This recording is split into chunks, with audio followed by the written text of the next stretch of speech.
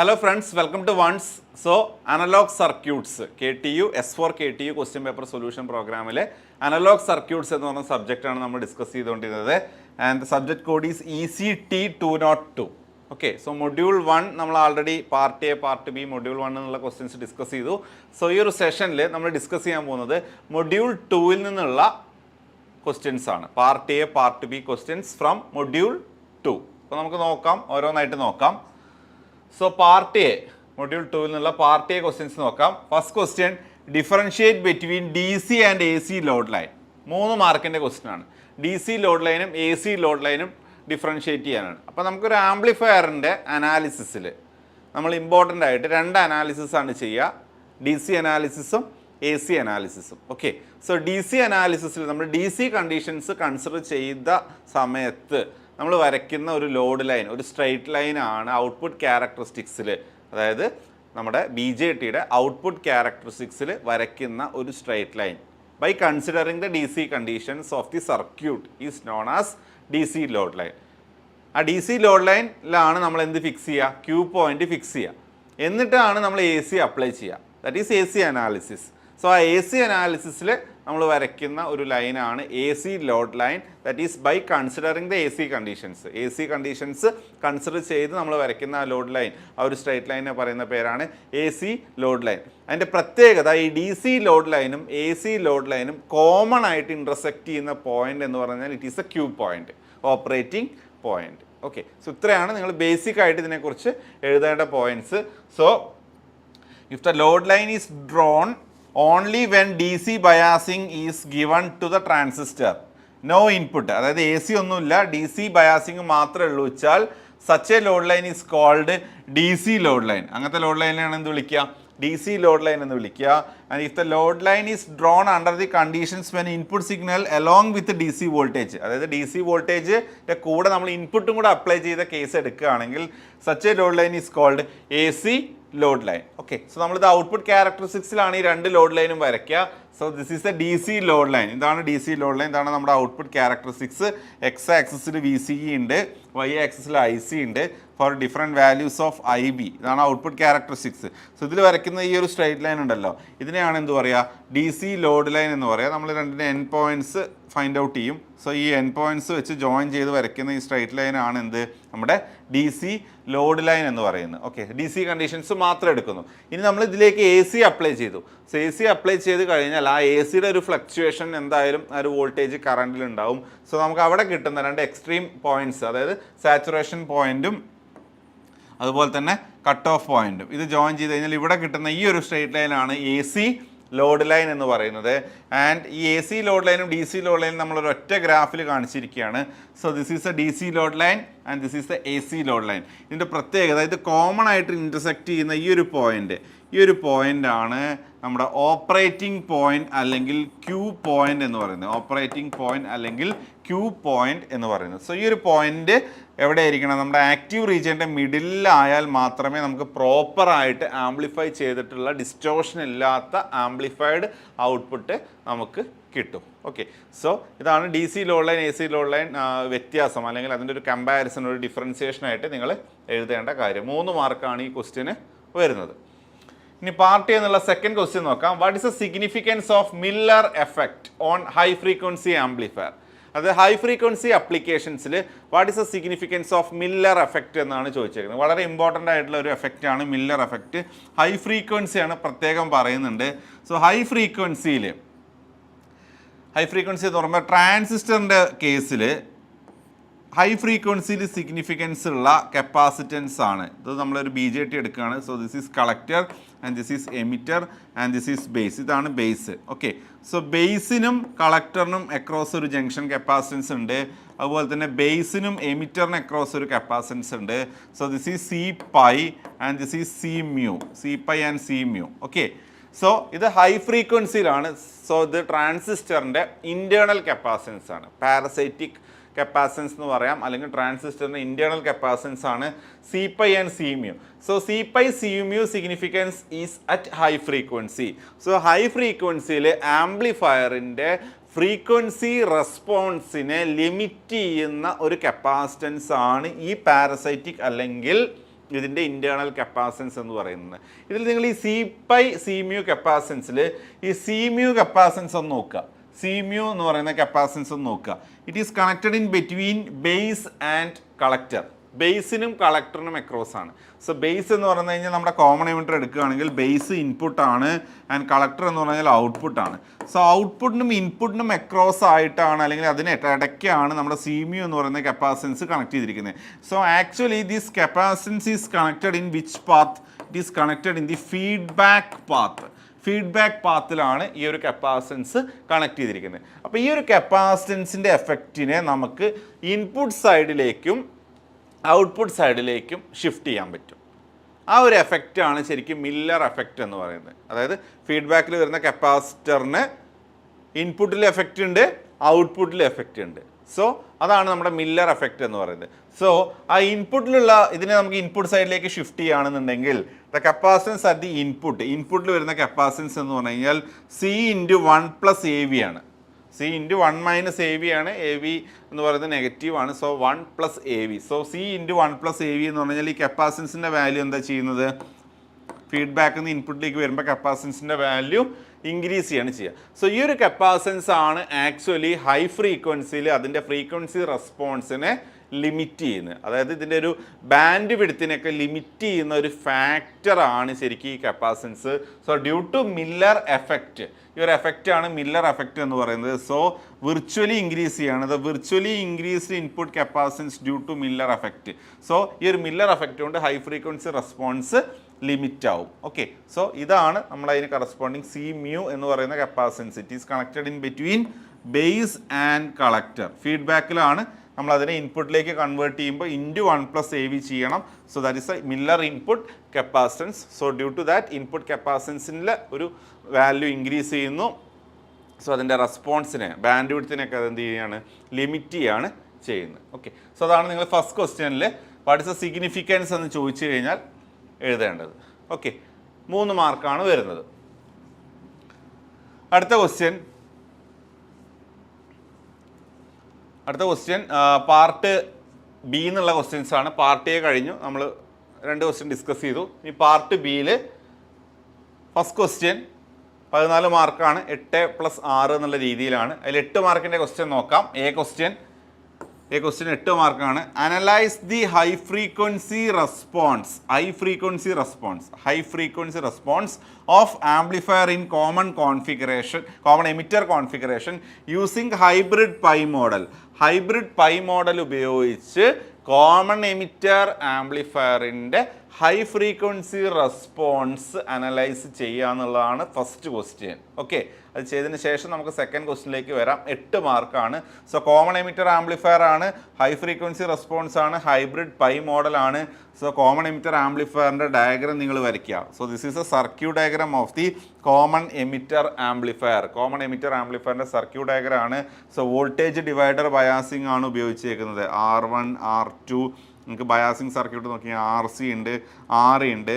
So this is the input coupling capacitor and this is the output coupling capacitor and this is the bypass capacitor. So coupling capacitor ഉണ്ട്. ഇതാണ് നമ്മുടെ power supply എന്ന് പറയുന്നത്. ഇതാണ് നമ്മുടെ input, ഇതാണ് load. ഈ ലോഡിന് അക്രോസ് ആണ് നമുക്ക് ഔട്ട്പുട്ട് കിട്ടുന്നത്. സോ ഇതാണ് നമ്മുടെ സർക്യൂട്ട് ഡയഗ്രം. ഈ സർക്യൂട്ട് ഡയഗ്രത്തിലാണ് നമ്മൾ എന്ത് ചെയ്യേണ്ടത്? High frequency response. So high frequency response എന്ന് പറഞ്ഞു കഴിഞ്ഞാൽ നമുക്ക് low frequency, medium frequency, high frequency ഉണ്ട്. സോ ഹൈ ഫ്രീക്വൻസി റെസ്പോൺസിൽ ഹൈബ്രിഡ് പൈ മോഡലാണ്. സോ ഹൈ ഫ്രീക്വൻസി പൈ മോഡലാണ് നിങ്ങൾക്ക് ഇവിടെ കാണിച്ചേക്കുന്നത്. സോ നോർമൽ മീഡിയം ഫ്രീക്വൻസിയിലുള്ള പൈ മോഡൽ ഉണ്ട്. ഇത് ഹൈ ഫ്രീക്വൻസി പൈ മോഡലാണ്. ഹൈ ഫ്രീക്വൻസി പൈ മോഡലിലുള്ള പ്രത്യേകത എക്സ്ട്രാ വരുന്ന 2 കപ്പാസിറ്റൻസ് ആണ് സി പൈ സി മ്യൂ. നമ്മൾ നേരത്തെ പറഞ്ഞു പാരസൈറ്റിക് കപ്പാസിറ്റൻസ്, ഇതിൻ്റെ ഉള്ളിലുള്ള ഇൻറ്റേർണൽ കപ്പാസിറ്റൻസ് അതാണ്. ഒന്ന് സി പൈ, ഒന്ന് C mu. Okay, so this is the ബേസിലും കളക്ടറിനും ഇടയ്ക്ക് വരുന്നതാണ് സി മ്യൂ, ബേസിനും എമിറ്ററിനും അക്രോസ് വരുന്നതാണ് സി പൈ. അപ്പോൾ നോർമൽ പൈ മോഡലിൽ ഇതും കൂടെ വരും. So this is the high frequency pi model. അപ്പോൾ നമ്മൾ ഇതിൻ്റെ അനാലിസിസ് ചെയ്യുമ്പോൾ ഈ ട്രാൻസിസ്റ്ററിനെ റീപ്ലേസ് ചെയ്തിട്ട് ഹൈ ഫ്രീക്വൻസിയിൽ അനലൈസ് ചെയ്യുമ്പോൾ നമ്മൾ എന്ത് ചെയ്യും? ഈ ഹൈ ഫ്രീക്വൻസി പൈ മോഡലാണ് റീപ്ലേസ് ചെയ്ത് വെക്കുക. ആ റീപ്ലേസ് ചെയ്ത് കഴിഞ്ഞാൽ നമുക്ക് ഡിഫറെൻറ്റ് പാരാമീറ്റേഴ്സ് ആയിരിക്കും കിട്ടുക. അതാണ് ഇതിൻ്റെ അനാലിസിസ് എന്ന് പറയുന്നത്. സോ ഡിഫറെൻറ്റ് പാരാമീറ്റേഴ്സ് നമ്മൾ ഇതിനൊക്കെ സിംപ്ലിഫൈ ചെയ്യുക എന്ന് പറഞ്ഞു കഴിഞ്ഞാൽ നമ്മൾ AC അനാലിസിസ് ആണ് ചെയ്യുക. ഓക്കെ, സോ എ സി അനാലിസിസിലാണ് നമ്മളിതിനെ മോഡൽ വെച്ച് റീപ്ലേസ് ചെയ്യുക. സോ എ സി അനാലിസിസ് എന്ന് പറഞ്ഞു കഴിഞ്ഞാൽ ഡി സി നമ്മൾ എന്ത് ചെയ്യും, ഡി സി എല്ലാം 0 ആക്കും. വി സി സി 0 ആവും. അതുപോലെ തന്നെ കപ്പാസിറ്ററൊക്കെ എന്താവും, കപ്പാസിറ്റേഴ്സ് നമ്മൾ കൺസിഡർ ചെയ്യും, കപ്പാസിറ്റേഴ്സ് നമ്മൾ കൺസിഡർ ചെയ്യും. So input coupling capacitor, output coupling capacitor അതൊക്കെ നമുക്ക് കൺസിഡർ ചെയ്തേ പറ്റൂ. And it is taken as short circuit. നമുക്ക് ഇതൊക്കെ എന്ത് ചെയ്യാം, കപ്പാസിറ്റേഴ്സൊക്കെ ഷോർട്ട് ചെയ്യാൻ പറ്റും. സോ ഇതൊക്കെ ഷോർട്ട് സർക്യൂട്ട് ചെയ്യാൻ പറ്റും. സോ അങ്ങനെയാണെങ്കിൽ നമ്മൾ ഇക്വലന്റ് സർക്യൂട്ട്, ഇതാണ് നമ്മുടെ ഇൻപുട്ട് സോഴ്സ് എന്ന് പറയുന്നത്. R1 R2 ഗ്രൗണ്ടിലേക്ക് വരും. ദെൻ ഇൻപുട്ടിൽ വരുന്ന കപ്പാസിറ്റൻസ് ആണ് സി പൈ. ഈ കപ്പാസിറ്റൻസ് ആണ് സി പൈ എന്ന് പറയുന്നത്. അതിന് പുറമേ സി മ്യൂ മില്ലർ എഫക്റ്റ് ഉള്ളതുകൊണ്ട് സി മ്യൂവിൻ്റെ ഒരു എഫക്റ്റ് എവിടെ വരും, ഇൻപുട്ടിൽ വരും. സോ സി മ്യൂവിൻ്റെ എഫക്റ്റ് ഇൻപുട്ടിൽ വരും. അതാണ് input Miller capacitance C M I. Then R pi, then G M V pi, then R naught output resistance, then Miller capacitance ഔട്ട്പുട്ടിൽ വരുന്നതാണ് ഇത്. Then R C parallel R L. അപ്പോൾ ഇതാണ് ഇതിൻ്റെ A C picture എന്നാണ് ഇതിനെ പറയുക. We can call it as A C picture. അതായത് എ സി അനാലിസിസിൽ നമ്മൾ വരയ്ക്കുന്ന ഇക്വലന്റ് സർക്യൂട്ട്, അല്ലെങ്കിൽ എ സി അനാലിസിസിൽ നമുക്ക് കിട്ടുന്ന reduced equivalent circuit diagram, that is A C picture. So ഇതിൽ നിന്നാണ് നമുക്ക് ഡിഫറെൻറ്റ് പാരാമീറ്റേഴ്സ് കിട്ടുക. അതിൽ നിന്ന് അനലൈസ് ചെയ്ത് കഴിഞ്ഞാൽ നമുക്ക് കിട്ടുന്ന പാരാമീറ്റർ ആണോ എന്ന് ഇതിൻ്റെ ഗെയിന്. ഓക്കെ, സോ ഗെയിനിൻ്റെ എക്സ്പ്രഷൻ ആഫ്റ്റർ ഡെറിവേഷൻ എന്താണ്, minus G M into R1 parallel R2 parallel R pi divide by RS plus R1 parallel R2 parallel R pi into R naught parallel R C parallel RL. ഇതാണ് expression വരുന്നത്. Then input Miller കപ്പാസിറ്റൻസും output Miller കപ്പാസിറ്റൻസും C B C into 1+A, മറ്റത് C B C into 1+1/A. ഇതാണ് വരുന്നത് ഇൻപുട്ടിലും ഔട്ട്പുട്ടിലും. അതായത് നമ്മുടെ ഈ ഒരു കപ്പാസിറ്റൻസ്, ഈ ഒരു സി മ്യൂവിനെ ഇൻപുട്ട് സൈഡിലേക്ക് ഷിഫ്റ്റ് ചെയ്യുക, ഈ സി മ്യൂവിനെ ഔട്ട്പുട്ട് സൈഡിലേക്ക് ഷിഫ്റ്റ് ചെയ്ത് കഴിഞ്ഞാൽ input Miller capacitance, output Miller capacitance കിട്ടും. ഇനി ഇൻപുട്ടിൽ വരുന്ന resistance RS parallel R1 parallel R2 parallel R pi, ഔട്ട്പുട്ടിൽ വരുന്ന resistance RC parallel RL parallel R naught. Total ഇൻപുട്ടിൽ വരുന്ന കപ്പാസിറ്റൻസ് എന്ന് പറഞ്ഞു കഴിഞ്ഞാൽ മില്ലർ കപ്പാസിറ്റൻസിൻ്റെ കൂടെ ആൾറെഡി എന്തുണ്ട്, മില്ലർ കപ്പാസിറ്റൻസിൻ്റെ കൂടെ എന്തുണ്ട്, ടോട്ടൽ കപ്പാസിറ്റൻസ് പറഞ്ഞത് രണ്ടും കൂടെ പാരലാണ്, രണ്ടും കൂടെ എന്ത് ചെയ്താൽ മതി, ആഡ് ചെയ്താൽ മതി. സോ രണ്ടും കൂടെ ആഡ് ചെയ്തതാണ് total input capacitance. Total output capacitance എന്ന് പറഞ്ഞു കഴിഞ്ഞാൽ, ഔട്ട്പുട്ടിൽ വരുന്ന ടോട്ടൽ കപ്പാസിറ്റൻസ് എന്ന് പറഞ്ഞു കഴിഞ്ഞാൽ മില്ലർ കപ്പാസിറ്റൻസ് തന്നെയാണ് വരുന്നത്, സി എം നോട്ട് തന്നെയാണ് വരുന്നത്. ഇനി ഹൈ ഫ്രീക്വൻസി റെസ്പോൺസ് ആണ് നമ്മൾ പറയുന്നത്. So cut off frequency, upper cut off frequency വരുന്നുണ്ട്. So upper cut off frequency due to input കപ്പാസിറ്റൻസും upper cut off frequency due to output കപ്പാസിറ്റൻസും. ഓക്കെ, അതായത് ഇൻപുട്ട് സൈഡിലുള്ള കപ്പാസിറ്റൻസ് കൊണ്ടുണ്ടാകുന്ന upper cut off frequency, output സൈഡിലുള്ള capacitance കൊണ്ടുണ്ടാകുന്ന upper cut off frequency 1/2π. Input സൈഡിലുള്ള capacitance കൊണ്ടുണ്ടാകുന്നതാകുമ്പോൾ 1/2π RC ആണ് കോമൺ. സോ ഇൻപുട്ട് കപ്പാസിറ്റൻസും ഇൻപുട്ട് റെസിസ്റ്റൻസും. ഔട്ട്പുട്ട് കപ്പാസിറ്റൻസ് കൊണ്ടുണ്ടാകുന്നതായതുകൊണ്ട് ഔട്ട്പുട്ട് റെസിസ്റ്റൻസും ഔട്ട്പുട്ട് കപ്പാസിറ്റൻസും ചെയ്ത് കഴിഞ്ഞാൽ നമുക്ക് എന്ത് കിട്ടും, അപ്പർ കട്ട് ഓഫ് ഫ്രീക്വൻസി കിട്ടും. അപ്പോൾ ഇതാണ് ഹൈ ഫ്രീക്വൻസി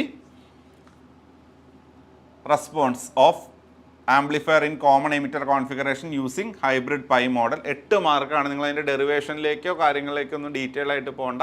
നിങ്ങളതിൻ്റെ സർക്യൂട്ട് ഡയഗ്രാം വരയ്ക്കുക, ഹൈ ഫ്രീക്വൻസി പൈ മോഡൽ വരയ്ക്കുക.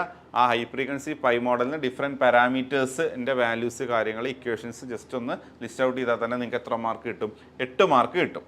ഇനി അടുത്തത് draw and explain the frequency response of RC coupled amplifier. 6 mark. RC coupled ആംപ്ലിഫയറിൻ്റെ frequency response. So frequency response of RC coupled amplifier, ആംപ്ലിഫയറിൻ്റെ frequency response. So frequency response എന്ന് പറഞ്ഞു കഴിഞ്ഞാൽ Y ആക്സിസിൽ നമ്മൾ എന്തെടുക്കും, ഗെയിൻ എടുക്കും. Y ആക്സിസിൽ ഗെയിൻ dB എടുക്കാം. X ആക്സിൽ നമ്മൾ എന്തെടുക്കും, ഫ്രീക്വൻസി എടുക്കും. സോ നമുക്കൊരു ഗ്രാഫ് കിട്ടും. സോ RC കപ്പിൾഡ് ആംപ്ലിഫയറിൻ്റെ കേസിൽ so the graph will be like this. So ഇതാണ് ഇതിൻ്റെ ഫ്രീക്വൻസി റെസ്പോൺസ് കർവ് എന്ന് പറയുന്നത്. സോ ഇതാണ് ഇതിൻ്റെ frequency response curve and the graph will be like this. ഇതുപോലത്തെ ഒരു ഗ്രാഫാണ് കിട്ടുക. സോ ഡിഫറെൻറ്റ് ഫ്രീക്വൻസിയിൽ ഇതിൻ്റെ ബിഹേവിയർ എന്താണ്, ഈ ആംപ്ലിഫയറിൻ്റെ ബിഹേവിയർ എന്താണെന്നുള്ളതാണ് നമുക്ക് ഈ ഒരു ഗ്രാഫിൽ നിന്ന് കിട്ടുന്ന ഐഡിയ. നമ്മൾ 3 ഫ്രീക്വൻസി ആയിട്ട് ഡിവൈഡ് ചെയ്തിട്ടുണ്ട്. Low frequency, medium frequency, mid frequency, high frequency. ഇപ്പോൾ ലോ ഫ്രീക്വൻസിയിൽ ഗെയിൻ എന്താണ്, കുറവാണ്. ആൻഡ് ഗെയിൻ ലോ ഫ്രീക്വൻസിയിൽ കുറയാനുള്ള കാരണം എന്താണെന്ന് ചോദിച്ചു കഴിഞ്ഞാൽ coupling and bypass capacitor ആണ്. So due to input output coupling capacitor and bypass capacitor the gain is less at low frequency. High frequency യിലും gain കുറവാണ്. So high frequency യിൽ gain കുറയാൻ കാരണം പാരസൈറ്റിക് അല്ലെങ്കിൽ ട്രാൻസിസ്റ്ററിൻ്റെ ഇൻറ്റേർണൽ കപ്പാസിറ്റൻസ് ആണ്. So ട്രാൻസിസ്റ്ററിൻ്റെ internal capacitance ഉള്ളത് കൊണ്ടാണ് ഹൈ ഫ്രീക്വൻസിയിൽ ഗെയിൻ എന്ത് ചെയ്യുന്നത്, കുറയുന്നത്. ഇനി മിഡ് ഫ്രീക്വൻസിയിൽ ഗെയിൻ എന്താണ്, ഓൾമോസ്റ്റ് എന്താണ്, കോൺസ്റ്റൻ്റ് ആണ്. സോ നമ്മൾ ട്രാൻസിസ്റ്ററിൻ്റെ അനാലിസിസ് ചെയ്യുന്നത് ഏത് ഫ്രീക്വൻസിയിലാണ്, മിഡ് ഫ്രീക്വൻസിയിലാണ് അനാലിസിസ് ചെയ്യുന്നത്.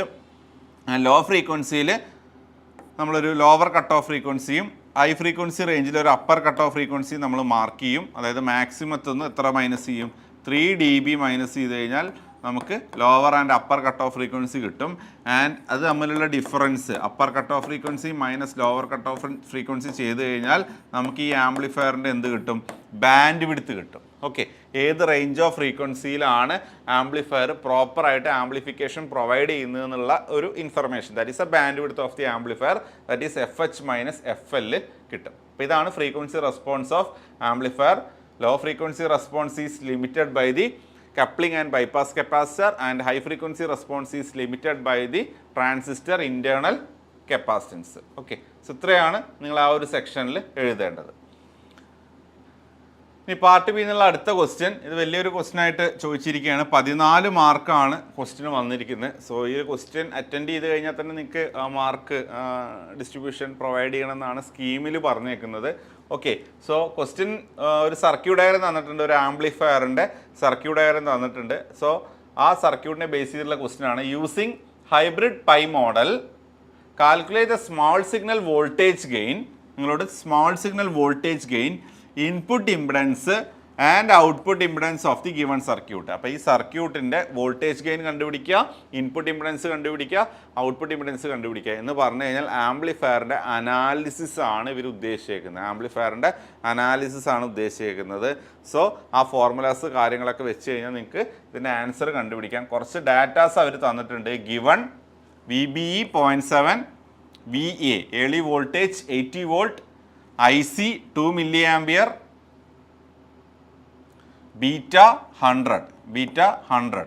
നെഗ്ലക്റ്റ് ഔട്ട്പുട്ടിൽ വരുന്ന R0 എന്ന് പറയുന്ന മോഡലിൽ വരുന്ന റെസിസ്റ്റൻസ് നമുക്ക് എന്ത് ചെയ്യാം, പൈ മോഡലിൽ വരുന്ന ഇൻറ്റേർണൽ റെസിസ്റ്റൻസ് R0 നമുക്ക് എന്ത് ചെയ്യാം, നെഗ്ലക്റ്റ് ചെയ്യാം. നെഗ്ലക്റ്റിംഗ് എന്ന് പറയുന്നുണ്ട്. ഓക്കെ, സോ ഇതിൽ നമുക്ക് ഇതിൻ്റെ അനാലിസിസ് കാര്യങ്ങളൊക്കെ ചെയ്ത് നമുക്ക് voltage gain, input impedance, output impedance ആണ് കണ്ടുപിടിക്കേണ്ടത്. അപ്പോൾ ഇതിൽ പൈ മോഡലാണ് നമ്മൾ ഇതിൻ്റെ AC അനാലിസിസിൽ ട്രാൻസിസ്റ്ററിനെ റീപ്ലേസ് ചെയ്തിട്ട് ഈ ഒരു പൈ മോഡലാണ്. അപ്പോൾ ഇതിൽ ഈ ഒരു R0 ആണ് നമ്മളോട് നെഗ്ലക്റ്റ് ചെയ്യാൻ പറയുന്നത്. ഈ ഒരു R0 എന്ന് പറയുന്ന റെസിസ്റ്റൻസ് ആണ് നെഗ്ലക്റ്റ് ചെയ്യാൻ പറയുന്നത്. നമുക്കിതിൽ കണ്ടുപിടിക്കേണ്ടത് ഒന്ന് വോൾട്ടേജ് ഗെയിൻ ആണ്. Voltage gain, so voltage gain is -GM into RC parallel RL ആണ്. -GM into RC parallel RL. Okay, അപ്പോൾ അതിന് നമുക്ക് GM വേണം. GM എന്ന് പറഞ്ഞു കഴിഞ്ഞാൽ ട്രാൻസ് കണ്ടക്റ്റൻസ് ആണ് GM is IC by VT ആണ്. IC ബൈ VT ആണ് GM എന്ന് പറയുന്നത്. സോ IC ക്വസ്റ്റ്യനിൽ തന്നിട്ടുണ്ട് 2 milli ampere. So 2 milli ampere divide by VT. ഇപ്പോൾ റൂം ടെമ്പറേച്ചർ ആണെങ്കിൽ നമുക്ക് 25 മില്ലി വോൾട്ട് എടുത്തിട്ട് ചെയ്യാം. So will get the value of GM നിങ്ങൾക്ക് ഇവിടെ കിട്ടും. RC and RL. Then RC ഇവിടെ എന്താണ് 2.2K ആണ്. RL 820 ഓം ആണ്. അപ്പോൾ ഇത് രണ്ട് സബ്സ്റ്റിറ്റ്യൂട്ട് ചെയ്ത് കഴിഞ്ഞാൽ നിങ്ങൾക്ക് ഇതിൽ നിന്ന് എന്ത് കിട്ടും, വോൾട്ടേജ് ഗെയിനിലുള്ള വാല്യൂ കിട്ടും. So voltage gain minus something നിങ്ങൾക്ക് കാൽക്കുലേഷന് ശേഷം വാല്യൂ കിട്ടും. അതാണ് നിങ്ങൾ വോൾട്ടേജ് ഗെയിൻ ആയിട്ട് എഴുതേണ്ടത്. ഇനി ഇൻപുട്ട് ഇംപിഡൻസും ഔട്ട്പുട്ട് ഇംപിഡൻസും വേണം. Input impedance, so input impedance എന്ന് പറഞ്ഞു കഴിഞ്ഞാൽ ഇതിൻ്റെ ഇൻപുട്ട് സൈഡിൽ വരുന്ന ടോട്ടൽ വാല്യൂ ആണ് വരുന്നത്. സോ ഇൻപുട്ട് ഇംപിഡൻസ് എന്ന് പറഞ്ഞു കഴിഞ്ഞാൽ R1 പാരലൽ R2, പിന്നെ ഇതിൻ്റെ പൈ മോഡൽ വെക്കുമ്പോൾ R പൈ ഉണ്ടാവും. So R1 parallel R2 parallel R pi. Okay, and R pi എന്ന് പറഞ്ഞു കഴിഞ്ഞാൽ ശരിക്കും R pi is beta by GM ആണ്. ബീറ്റ ബൈ GM ആണ് R പൈ. അപ്പോൾ ക്വസ്റ്റ്യനിൽ ബീറ്റ തന്നിട്ടുണ്ട് 100. GM നിങ്ങൾ ഇവിടുന്ന് കണ്ടുപിടിക്കും. GM നിങ്ങൾക്ക് ഇവിടുന്ന് കിട്ടും. സോ ബീറ്റ 100, GM നിങ്ങൾ ഇവിടുന്ന് കണ്ടുപിടിക്കുന്ന വാല്യൂ സബ്സ്റ്റിറ്റ്യൂട്ട് ചെയ്ത് കഴിഞ്ഞാൽ you will get the value of R pi. നിങ്ങൾക്ക് എന്തിൻ്റെ വാല്യൂ കിട്ടും, R പൈയുടെ വാല്യൂ കിട്ടും. ഓക്കെ, R1ഉം R2 R1 47K ആണ്, R2 10K ആണ്. അപ്പോൾ R1 parallel R2 47K 10K, then R5 നിങ്ങൾക്ക് അവിടെ നിന്ന് കിട്ടും. സോ അതുകൂടെ സബ്സ്റ്റിറ്റ്യൂട്ട് ചെയ്ത് കഴിഞ്ഞാൽ you will get the value of input impedance. നിങ്ങൾക്ക് എന്തിൻ്റെ വാല്യൂ കിട്ടും? ഇൻപുട്ട് ഇംപെഡൻസിൻ്റെ വാല്യൂ സബ്സ്റ്റിറ്റ്യൂട്ട് ചെയ്ത് കഴിഞ്ഞാൽ കിട്ടും. ഇനി വേണ്ടത് ഔട്ട്പുട്ട് ഇംപെഡൻസ് ആണ്. അപ്പോൾ ഔട്ട്പുട്ട് ഇംപെഡൻസ് എന്ന് പറഞ്ഞു കഴിഞ്ഞാൽ ഈ സർക്യൂട്ടിൽ ഔട്ട്പുട്ട് ഇംപെഡൻസ് എന്ന് പറഞ്ഞാൽ RC പാരലൽ RL, പിന്നെ R നോട്ടാണ്. R നോട്ട് നമുക്ക് നെഗ്ലക്റ്റ് ചെയ്യാം. സോ RC പാരലൽ RL ആണ്. So RC parallel RL, RC parallel RL. ഇപ്പോൾ രണ്ടിൻ്റെയും വാല്യൂ ഇവിടെ നോക്കുക. RC 2.2K, RL 820. അപ്പോൾ രണ്ടും കൂടെ കോമ്പിനേഷൻ എടുത്തു കഴിഞ്ഞാൽ എന്ത് കിട്ടും? ഔട്ട്പുട്ട് ഇംപെഡൻസിൻ്റെ വാല്യൂ കിട്ടും. ഓക്കെ, അപ്പോൾ നമ്മളോട് ചോദിച്ചിരിക്കുന്ന 3 പാരാമീറ്റർ, ഒന്ന് വോൾട്ടേജ് ഗെയിൻ, പിന്നെ input impedance, output impedance. Okay, ഇതാണ് ഈ ഒരു രീതിയിലാണ് നിങ്ങൾ ഈ ഒരു ക്വസ്റ്റ്യൻ ചെയ്യേണ്ടത്. അപ്പോൾ ഈ ഒരു ക്വസ്റ്റ്യൻ്റെ സ്കീമിൽ നിങ്ങളിത് അറ്റൻഡ് ചെയ്ത് അത്യാവശ്യം ഫോർമുലാസ് കാര്യങ്ങൾ എഴുതി വെച്ചാൽ തന്നെ നിങ്ങൾക്ക് അതിൻ്റെ മാർക്ക് പ്രൊവൈഡ് ചെയ്യണമെന്നാണ് പറഞ്ഞേക്കുന്നത്. എന്നാലും നിങ്ങൾക്ക് ഇതിൻ്റെ ആൻസർ കണ്ടുപിടിക്കാവുന്നേ ഉള്ളൂ. കുറച്ച് അനാലിസിസ് കാര്യങ്ങളൊക്കെ ഒന്നുകിൽ ഇതിൻ്റെ ഫോർമുലാസ്, ഫൈനൽ ഫോർമുലാസ് അറിഞ്ഞിരിക്കണം, അല്ലെങ്കിൽ ഇതിൻ്റെ AC അനാലിസിസ് ചെയ്ത് വോൾട്ടേജ് ഗെയിനും ഇൻപുട്ട് ഇംപെഡൻസും ഔട്ട്പുട്ട് ഇംപെഡൻസിൻ്റെയും ഫോർമുല എഴുതി ആ ഫോർമുലയിൽ ഈ സർക്യൂട്ട് ഡയഗ്രം നോക്കിയിട്ട് നിങ്ങൾ ആ വാല്യൂസ് സബ്സ്റ്റിറ്റ്യൂട്ട് ചെയ്ത് കഴിഞ്ഞാൽ നിങ്ങൾക്ക് ആൻസർ കിട്ടും. സോ ഞാനിവിടെ ആൻസർ ഫൈൻഡ് ഔട്ട് ചെയ്തിട്ടില്ല, അത് സബ്സ്റ്റിറ്റ്യൂട്ട് ചെയ്തതിന് ശേഷം നിങ്ങൾ കണ്ടെത്തുക. ഓക്കെ, സോ നിങ്ങൾക്ക് ഇവിടെ ഓരോ വാല്യൂസ് സബ്സ്റ്റിറ്റ്യൂട്ട് ചെയ്യുമ്പോൾ നിങ്ങൾക്ക് വോൾട്ടേജ് ഗെയിൻ ഇവിടെ കിട്ടും. ദെൻ ഇൻപുട്ട് ഇംപെഡൻസ്, ഈ വാല്യൂ സബ്സ്റ്റിറ്റ്യൂട്ട് ചെയ്യുമ്പോൾ ഇൻപുട്ട് ഇംപെഡൻസ് കിട്ടും, ഈ വാല്യൂ സബ്സ്റ്റിറ്റ്യൂട്ട് ചെയ്യുമ്പോൾ ഔട്ട്പുട്ട് ഇംപെഡൻസ് കിട്ടും. സോ ഒരു ഒറ്റ ക്വസ്റ്റ്യൻ ആണ്. സോ ഈ ഒറ്റ ക്വസ്റ്റ്യൻ എന്ന് പറഞ്ഞു കഴിഞ്ഞാൽ ഇതിന് 14 മാർക്കാണ് ഈ ഒരു ക്വസ്റ്റ്യന് വരുന്നത്. ഓക്കെ, ക്ലിയർ ആണല്ലോ? സോ ഇത്രയാണ് മൊഡ്യൂൾ 2 എന്നുള്ള ക്വസ്റ്റ്യൻസ്. സോ അനലോഗ് സർക്യൂട്ട്സിലെ മൊഡ്യൂൾ 2 എന്നുള്ള ക്വസ്റ്റ്യൻസ് ആണ് നമ്മൾ ഈ ഒരു സെഷനിൽ ഡിസ്കസ് ചെയ്ത്. സോ മൊഡ്യൂൾ 3 എന്നുള്ള ക്വസ്റ്റ്യൻസുമായിട്ട് നമുക്ക് അടുത്ത സെഷനിൽ കാണാം. So till then, thank you.